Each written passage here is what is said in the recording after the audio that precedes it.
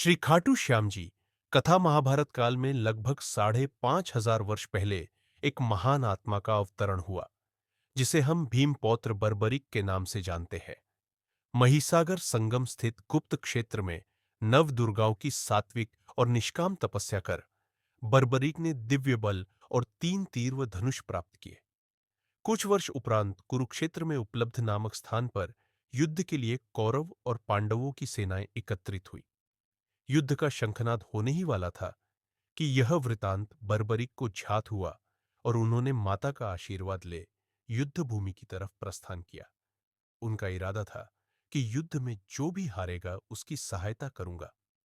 भगवान श्री कृष्ण को जब यह वृतांत ज्ञात हुआ तो उन्होंने सोचा कि ऐसी स्थिति में युद्ध कभी समाप्त नहीं होने वाला।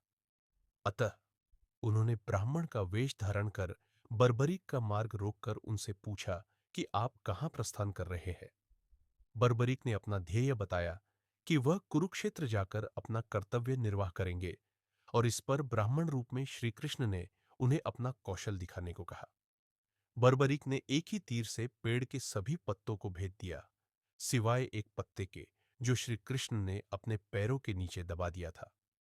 बर्बरिक ने ब्राह्मण रूपी श्री कृष्ण से प्रार्थना की कि वह अपना पैर पत्ते के ऊपर से हटाए, वरन आपका पैर घायल हो सकता है।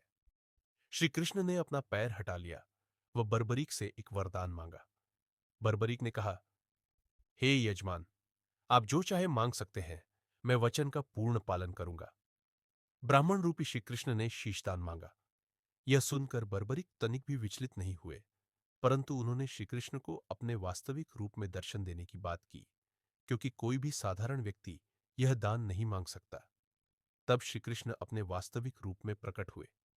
उन्होंने महाबली, त्यागी, तपस्वी वीर बर्बरीक का मस्तक रणचंडिका को भेंट करने के लिए मांगा और साथ ही वरदान दिया कि कलयुग में तुम मेरे नाम से जाने जाओगे, मेरी ही शक्ति तुम में निहित होगी। देवगण तुम्हारे मस्तक की पूजा करेंगे। जब तक यह पृथ्वी, नक्षत्र, चंद्रमा तथा सूर्य रहेंगे, तब तक तुम लोगों के द्वारा मेरे श्री श्याम रूप में पूजनीय रहोगे। मस्तक को अमृत से सींचा और अजर अमर कर दिया। मस्तक ने संपूर्ण महाभारत का युद्ध देखा एवं युद्ध के निर्णायक भी रहे। युद्ध के बाद महाबली बर्बरीक कृष्ण से आशीर्वाद लेकर अंतर्ध्यान हो गए। बहुत समय बाद कलयुग का प्रसार बढ़ते ही कहीं से वाइन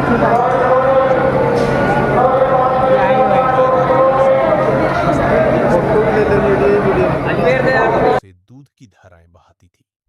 जब ग्वाले ने यह दृश्य देखा तो सारा वृत्तांत भक्त नरेश खंडेला के राजा को सुनाया। राजा भगवान का स्मरण कर भाव विभोर हो गया। स्वप्न में भगवान श्री श्यामदेव ने प्रकट होकर कहा, मैं श्यामदेव हूं। जिस स्थान पर गाय के थन से दूध निकलता है, वहां मेरा शालीग्राम शिलारूप विग्रह है। खुदाई करके विधि विधान से प्रतिष्ठित करवा दो। मेरे इस शिला विग्रह को पूजने जो खाटू आएंगे, उनका सब प्रकार से कल्याण होगा। खुदाई से प्राप्त शिलारूप विग्रह को विधिवत शास्त्रों के अनुसार प्रतिष्ठित कराया गया। चौहान राजपूतों में नर्मदार कंवर हुई है, जिन्होंने इस विग्रह को आतताइयों के विध्वंस से बचाने हेतु झोपड़े में रखा एवं सेवा पूजा की। औरंगजेब के शासनकाल में पुराने मंदिर का विध्वंस हो गया तथा उसके बाद जहां भगवान श्री श्यामदेव का विग्रह प्रतिष्ठित किया गया, वह आज भी विद्यमान है, जहां देश के सभी कोनों से श्याम प्रेमी पूजा अर्चना एवं दर्शनार्थ आते हैं। अब नर्मदा कंवर के खानदान के ही चौहान राजपूत पुजारी है। जय श्री श्याम। बोलो कातू श्याम बाबा की जय। सभी भक्तों पर बाबा की दया दृष्टि हमेशा बनाए रखें। वीडियो को सब्सक्राइब, लाइक, शेयर करें। अपने सुझाव दें जिससे आगे और सुधार किया जा सके।